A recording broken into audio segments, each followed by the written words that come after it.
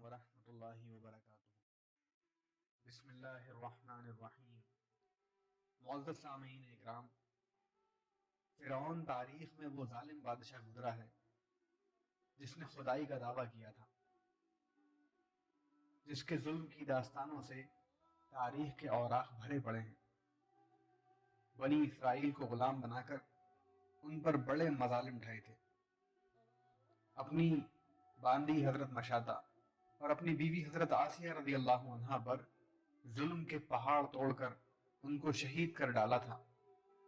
آخرکار اللہ تعالیٰ نے اس کو اس کے تکبر کے ساتھ دریائے نیل میں غرق کر دیا، اس کی حکومت کو نیست و نابود اور تہس نہس کر ڈالا،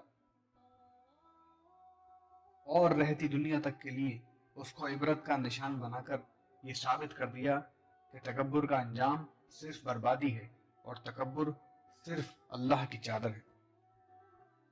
فرعون کے محل میں مشاطہ نامی ایک عورت فرعون کی بیٹیوں کے بال سنوارا کرتی تھی۔ ایک بار وہ فرعون کی بیٹی کے بال سنوار رہی تھی کہ ان کے ہاتھ سے کنگھی نیچے گر گئی۔ جب وہ کنگھی اٹھانے لگی تو انہوں نے اللہ کا نام لیا۔ جب مشاطہ نے اللہ رب العزت کا نام لیا تو فرعون کی بیٹی سمجھ گئی کہ یہ تو میرے والد کو معبود نہیں مانتی، بلکہ حضرت موسیٰ علیہ السلام کے اللہ پر ایمان رکھتی ہے۔ چنانچہ اس لڑکی نے مشاطہ سے پوچھا کہ کیا تم میرے والد کو اللہ نہیں مانتی ہو؟ انہوں نے کہا کہ ہرگز نہیں، میرا خدا تو وہ ہے جو حضرت موسیٰ علیہ السلام کا پروردگار ہے۔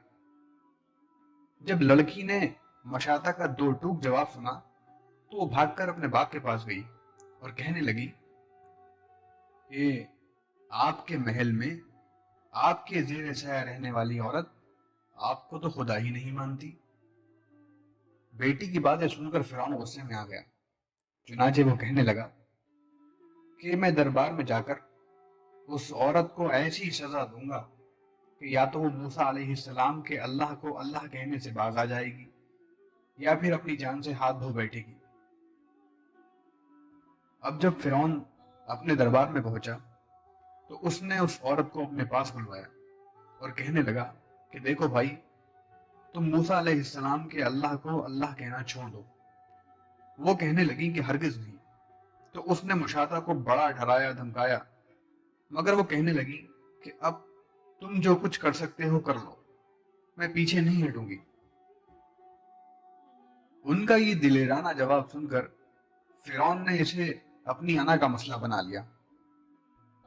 چنانچہ فرعون نے حکم دیا کہ اس کو زمین پر لٹا دیا جائے، تو انہیں زمین پر لٹا دیا گیا۔ پھر حکم دیا کہ ان کے دونوں ہاتھوں پاؤں میں کیلیں گاڑ دی جائیں۔ چنانچہ ان کے دونوں ہاتھوں پاؤں میں کیلیں گاڑ دی گئیں تاکہ وہ حرکت نہ کر سکیں۔ اسی دوران وزیر آیا اور اس نے فرعون سے کہا کہ اس کی ایک دودھ پیتی چھوٹی سی بچی بھی ہے، اگر اس کی اس بیٹی کو اس کے سامنے ہی قتل کر دو تو یہ اپنی مامتا سے مجبور ہو کر آپ کی بات مان جائے گی۔ اس کے بعد فرعون نے ان کی اس دودھ پیتی بچی کو گھر سے بلوا لیا اور اسے اس کے سینے پر لٹا دیا۔ پھر فرعون کہنے لگا کہ میں تمہاری اس بچی کو تمہارے ہی سامنے قتل کر دوں گا۔ حضرت مشاطہ فرعون کی اتنی بڑی دھمکی سن کر بھی یہ کہنے لگی کہ اب میرے دل میں اطمینان اتنا بھر چکا ہے کہ میں اپنی آنکھوں سے بیٹی کو خون میں لت پت تڑپتا تو دیکھ سکتی ہوں، مگر میں اپنے ایمان کا خون نہیں کر سکتی۔ چنانچہ مشاطہ کے سینے پر ہی ان کی معصوم بچے کی گردن کاٹ دی گئی۔ جب وہ بچی ٹھنڈی ہو گئی تو فرعون کہنے لگا کہ اب ہم تمہیں قتل کر دیں گے۔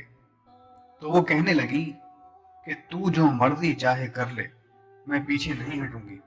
بالآخر اس ظالم نے ان کو بھی شہید کر دیا۔ اس کے بعد فرعون جب حضرت مشاطہ کو شہید کروا کر اپنے گھر پہنچا تو اپنی بیوی حضرت آسیہ رضی اللہ عنہا سے کہنے لگا کہ آج یہ واقعہ پیش آیا ہے کہ میں نے ایک عورت کو عبرت ناک سزا دی ہے۔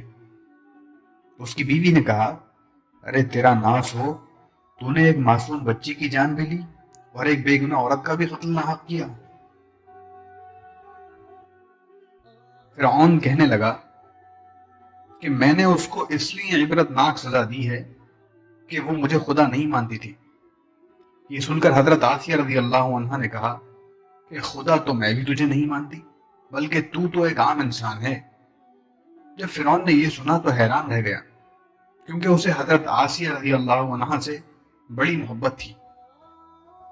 حضرت آسیہ رضی اللہ عنہا کو اللہ تعالیٰ نے بڑا حسن و جمال عطا کیا تھا۔ فرعون نے انہیں پوری قوم کی عورتوں سے چن کر ان کے حسن کی وجہ سے اپنی بیوی بنایا تھا۔ اس وجہ سے وہ ان سے بڑی محبت کرتا تھا۔ چنانچہ فرعون کہنے لگا کہ یہ تم کیسی باتیں کرتی ہو؟ وہ کہنے لگی کہ میں بالکل ٹھیک کہہ رہی ہوں کہ تو جھوٹا ہے۔ پروردگار تو وہی ہے جس کا پیغام لے کر حضرت موسیٰ علیہ السلام تشریف لائے ہیں۔ فرعون نے یہ بات سنی تو اسے بہت غصہ آیا، لہذا کہنے لگا کہ میں تمہارا بھی وہی حشر کرواؤں گا جو میں نے مشاطہ کا کروایا ہے۔ وہ کہنے لگی کہ تو جو چاہتا ہے کر لے، میرے ساتھ میرا پروردگار ہے۔ اب میں نے یہ فیصلہ کر لیا ہے کہ میں اپنے پروردگار کو کبھی نہیں چھوڑ سکتی، البتہ تیری ہر چیز کو لات مار سکتی ہوں۔ جب اس نے یہ باتیں سنی تو وہ پھر دربار میں آیا اور اس نے پھر سے لوگوں کو جمع کیا اور کہنے لگا کہ دیکھو یہ کتنی بڑی سازش ہو گئی ہے۔ موسیٰ علیہ السلام نے میری بیوی کو بھی بہکا لیا ہے۔ آج میں اس عورت کو یا تو مار ڈالوں گا یا پھر وہ اپنی بات سے ہٹ جائے گی۔ چنانچہ اس نے حضرت آسیہ رضی اللہ عنہا کو گرفتار کروا لیا۔ ایک وقت تھا کہ وہ ملکہ تھی اور ان کے اشارے پر نوکر چاکر بھاگ بھاگ کر کام کیا کرتے تھے۔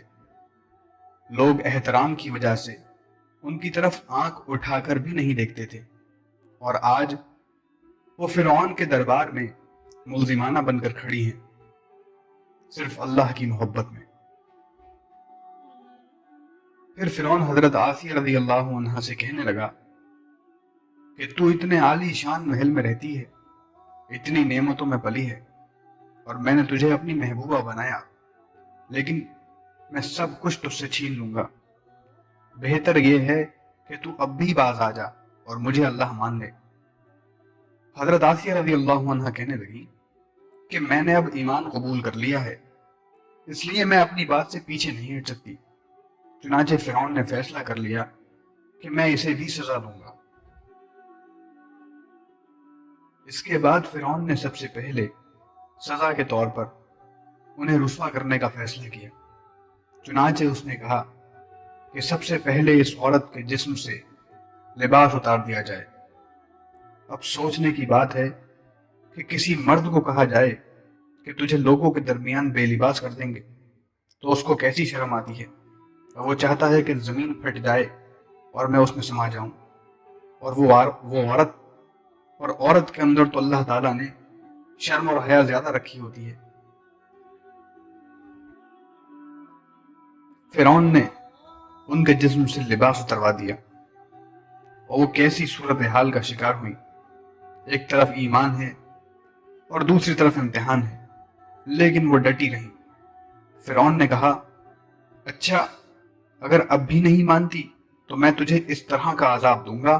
چنانچہ فرعون نے کہا کہ اس کا منہ میرے محل کی طرف کر کے لٹا دو، تاکہ آخری وقت بھی نگاہیں اس کی میرے محل پر لگی رہیں اور اس کے ذہن میں یہ بات رہے کہ میں ان نعمتوں کو ٹھکرا کر ذلیل اور خوار ہو کر مر رہی ہوں۔ لہذا انہیں فرعون کے حکم کے مطابق لٹا دیا گیا۔ ان کے ہاتھوں اور پیروں میں لوہے کی کیلیں گاڑ دی گئیں تاکہ وہ ہل نہ سکیں۔ اس کے بعد فرعون نے لوگوں کو بلا کر کہا کہ اس کے جسم سے کھال اتار دو۔ اس ظالم نے زندہ کے جسم سے کھال اتروا دی، وہ بھی عورت، نازک بدن، مگر وہ اس کو برداشت کرتی رہی۔ انہیں اللہ کے نام پر تکلیف دی جا رہی تھی۔ اس طرح ان کے جسم سے کھال کو الگ کر دیا گیا۔ اللہ کی شان دیکھیں کہ وہ ابھی بھی زندہ تھی، مگر جسم زخم بن چکا تھا۔ فرعون کا دل اب تک ٹھنڈا نہیں ہوا تھا، چنانچہ وہ کہنے لگا کہ مرچیں لاؤ اور اس کے پورے جسم پر چھڑک دو۔ حضرت آسیہ رضی اللہ عنہا کے جسم پر مرچیں ڈال دی گئیں تو وہ مچھلی کی طرح تڑپنے لگے۔ اس تڑپنے کی حالت میں انہوں نے اللہ تعالیٰ کے حضور ایک دعا مانگی کہ اے اللہ، فرعون کا محل سامنے ہے اور وہ یہ کہتا ہے کہ ہم نے تمہیں اس محل سے نکال دیا، آج کے بعد تم اس محل میں نہیں جا سکو گی، اس لیے اے اللہ مجھے اس محل کے بدلے جنت میں تیرے پاس ایک گھر چاہیے، اور مجھے فرعون اور اس کے عمل سے نجات عطا فرما۔ اللہ تعالیٰ نے اسی حال میں ان کو شہادت کے مرتبے پر فائز فرمایا اور جنت میں حضور صلی اللہ علیہ وسلم کی زوجہ محترمہ بنا دیا۔ محترم عزیز دوستو، ماضی میں لوگوں نے کیسی کیسی قربانیاں دے کر اپنے ایمان کو بچایا ہے۔ ظلم کے پہاڑ سہ لیے لیکن ایمان کا سودا نہ کیا، ہر باطل طاقت سے ٹکرا گئے لیکن اللہ کو ناراض نہ کیا۔ آج اس گئے گزرے دور میں ہم سے بہت چھوٹی قربانی مانگی جاتی ہے۔ کیا ہم اتنے احسان فراموش اور اتنے گئے گزرے ہو گئے کہ 5 وقت کی نماز بھی نہ پڑھ سکیں؟ اللہ تعالی ہمیں عمل کی توفیق عطا فرمائے۔